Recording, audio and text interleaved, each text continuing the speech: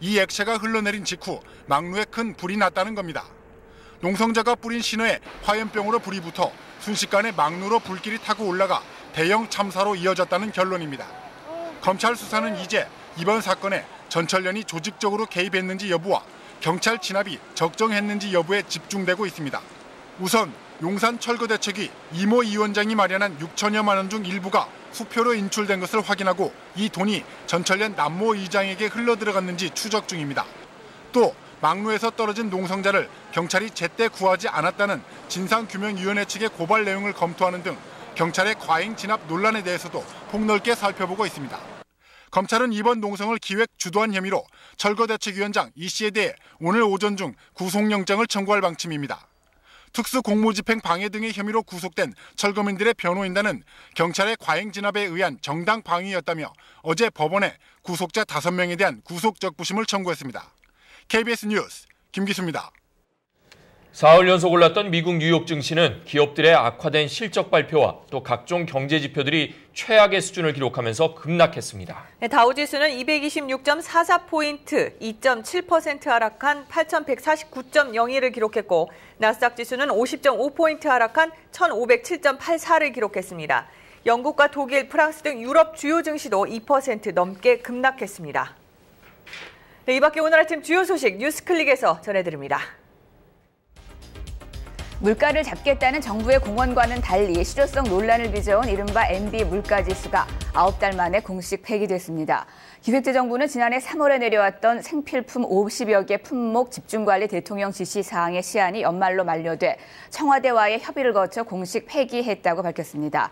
52개 품목으로 이루어진 이른바 MB 물가지수는 지난해 5.8%나 오르면서 소비자 물가 상승률 4.7%를 크게 웃돌아 오히려 물가 상승을 주도한다는 비판을 받아왔습니다.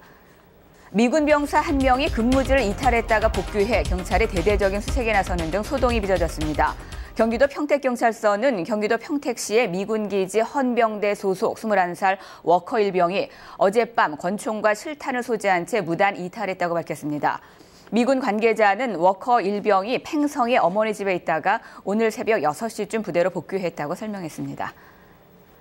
오는 8월부터 채무자나 그 가족을 폭행 또는 협박하거나 야간에 방문해 공포심을 유발할 경우 최고 징역 5년의 형사처벌을 받게 됩니다. 또 반복적인 전화나 이메일을 통한 빚 독촉도 금지됩니다. 법무부는 불법 채권 추심 행위를 금지하는 이 같은 내용의 채권의 공정한 추심에 관한 법률안이 국무회의에서 의결돼 오는 8월부터 본격 시행된다고 밝혔습니다.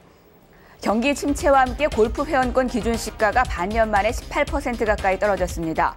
국세청은 전국 186개 골프장에 385개 회원권의 기준 시가를 고시하고 이 가운데 신규분을 제외한 370개 회원권의 기준 시가가 지난해 8월 고시분보다 평균 18% 정도 하락했다고 밝혔습니다. 이러한 하락폭은 외환위기 당시인 1998년 8월의 마이너스 24% 이후 가장 큰 폭입니다. 앞으로는 성면이 포함되어 있는 건축물은 전문가들만 해체할 수 있게 됩니다.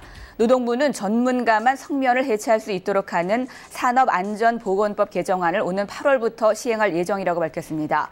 개정안을 보면 건축물이나 설비를 철거 해체할 때는 전문 조사기관이 성면 함유량 등을 미리 조사해 보고해야 하고 이를 지키지 않으면 작업 중지 명령이 내려지게 됩니다. 자유선진당 이회창 총재가 국회의원 숫자를 30% 줄이자고 제안했습니다.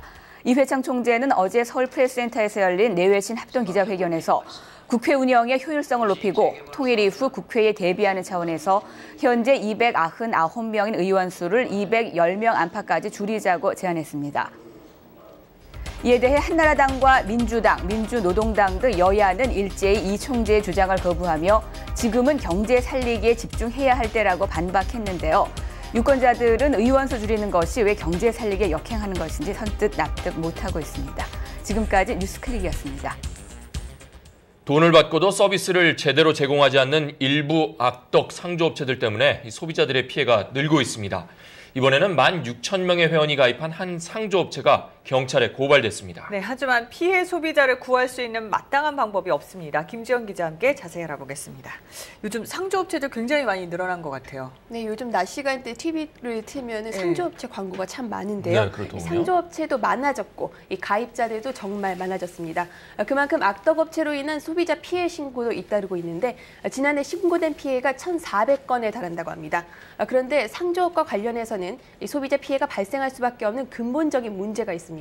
그 문제가 무엇인지 짚어봅니다. 한 상조업체 인터넷 홈페이지입니다. 매달 5만 원 이상을 2년 이상 적립하면 각종 경조사를 치러준다는 광고인데요. 하지만 실제는 약속과 달랐습니다. 해가면은 상품을